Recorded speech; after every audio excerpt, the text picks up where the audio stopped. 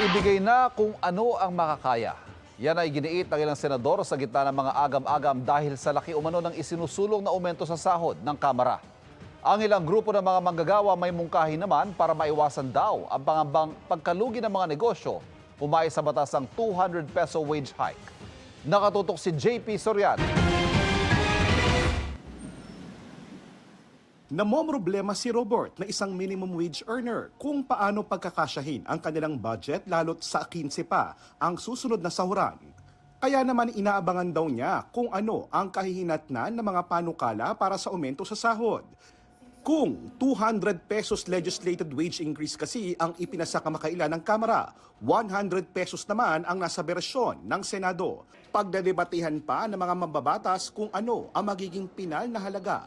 Pero sa mga tulad ni Robert, okay na raw kahit mas mababa kesa naman daw sa wala. Masyadong mabigla yata kasi kung 200 eh. 100 na lang siguro. Okay ka na doon? Okay na ako. Anything na additional is good para sa mga katulad namin. Para sa ilang senador, ibigay na kung ano ang makakaya.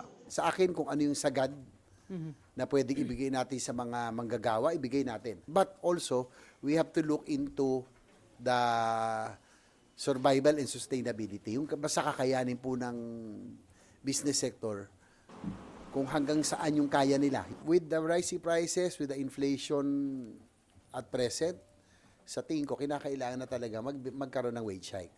Be it 100, 150, 200. Nauna nang sinabi ng mga asosasyon at samahan ng mga negosyante at namumuhunan sa Pilipinas, maraming maliliit na negosyo ang magsasara dahil hindi kakayanin ang pagdaragdag ng 200 o kahit pa raw 100 pisong dagdag sahod. Tataas din daw ang presyo ng mga pangunahing bilihin dahil tataas ang gastusin ng mga negosyante. Bubulong namin kay Presidente kung pag-aralan mabuti itong minimum wage increase dahil ito ay nakaka-affect hindi lang sa ekonomiya natin, lalong-lalo na sa investment. At saka napakalaki yung i-impose nila eh. So between 200 to 100 is still very big. Mahihirapan yung mga negosyante. Babalik din sa mga minimum wage earners, sila rin mahihirapan. Gusto natin, babaan natin yung mga essential commodities. Pero hindi naniniwala rito ang mga labor groups. 70% ng income monthly na mga manggagawa ay napupunta sa pagkain. Eh, alam niyo naman ang pagkain. Umaga, merienda, tanghalian. So, ang bilis ng ikot. So, kaya ganun ang ano niyan, ganun ang impact niyan sa negosyo. Very clear ang logic eh. Bawasan yung tubo. No, sa tubo kunin para hindi yan matranslate sa inflationary.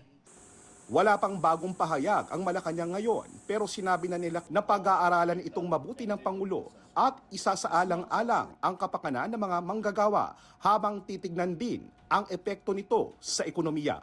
Para sa GMA Integrated News, JP Soriano, nakatutok 24 oras.